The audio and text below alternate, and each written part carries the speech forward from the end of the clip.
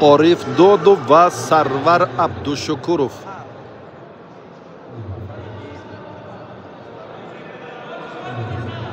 هر دو اینها در وزن 65 کیلو در مرحله چهاریک نهایی قرار دارند.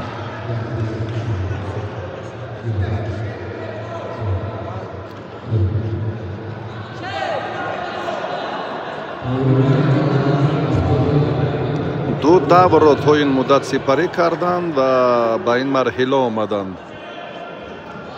عارف از طویلدره است، سرور عبدالشکورov اصلا زاده شهر ترسونزاده، اگر اشتباه نکنم و در دوشنبه شهر اقامت میکند.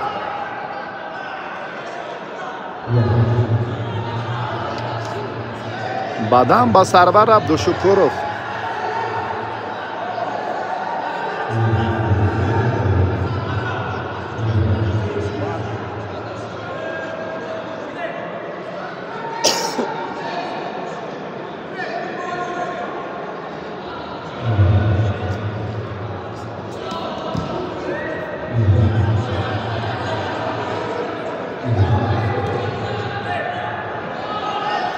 مدعیان در این وزن خیلی زیادند.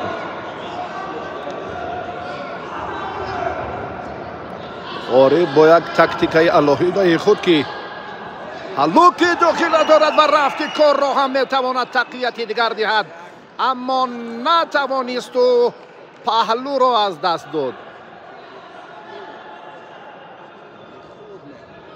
سرور عبدالشکورov این کار بسیار هم ماهرانه انجام داد.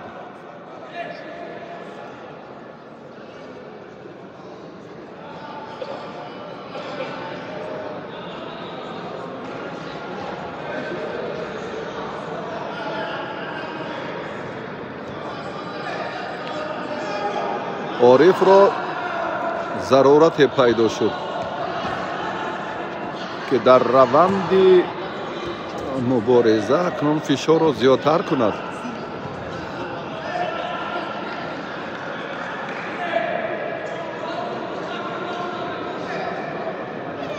خیلی هیجان.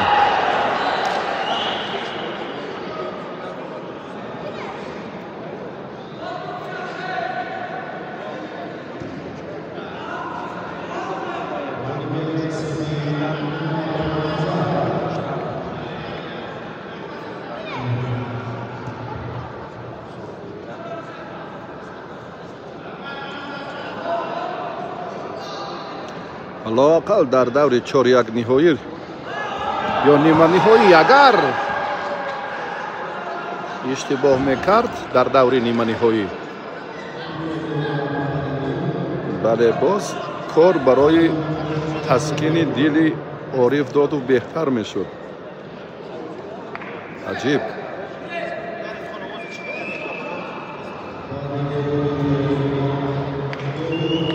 رفت میدانداری پهلوانان اکنون صورت دیگر میگیرد. بسیار هم مناسب بدن را سرور عبدالشکورov به دست آورد.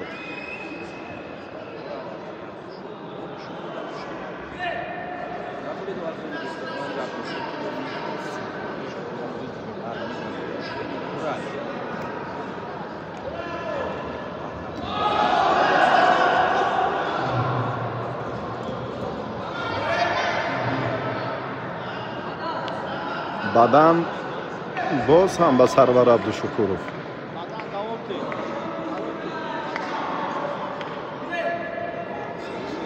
عارف وضعیتش باز هم مرکب تر می شود.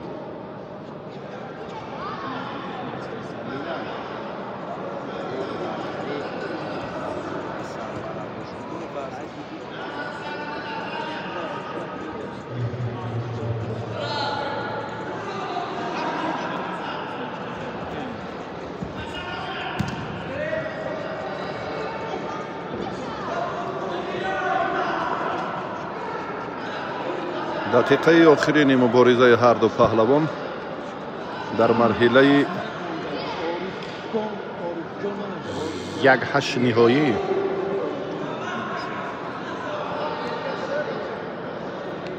یا 4-1 نهایی فکر میکنم اشتباه نکنم، چون که هر دو پهلوان بله تلاششون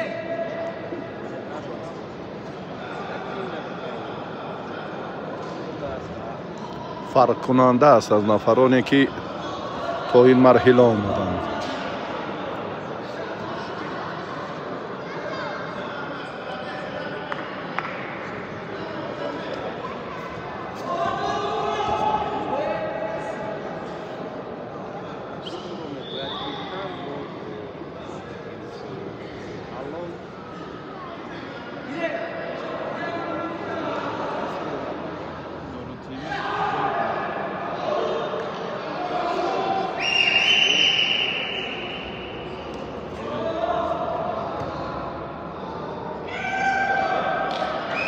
عارف از دور ایستاده حلوک داخله بعدا یک تاکتیکای غیر عادی هم دارد که در مبارزه با مقابل سرور عبدالشکورов این کارا خوب انجام نداد براستی.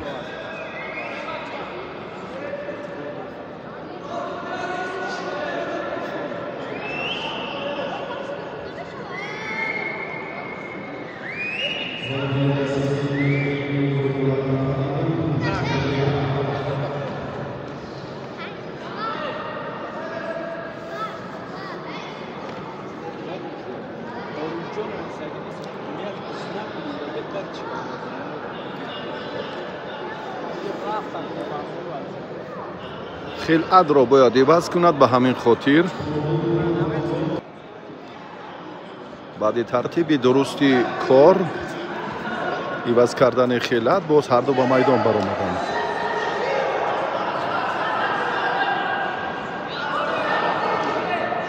آگاهی به سرور عبدالشکورov برای گوشتی نگرفتنش.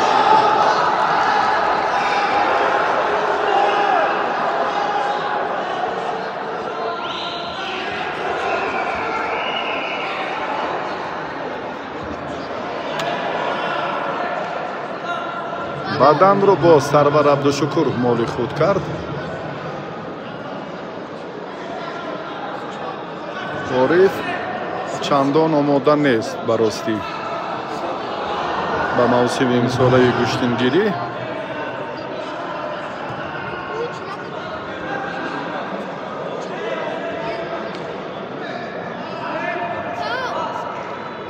وقت انجام یافت.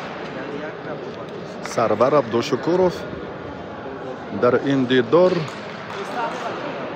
غلبه را مال خود کرد و به مرحله 4-1 نهایی چمپیونات جمهوری آید به گوشتنگیری را خط گرفت.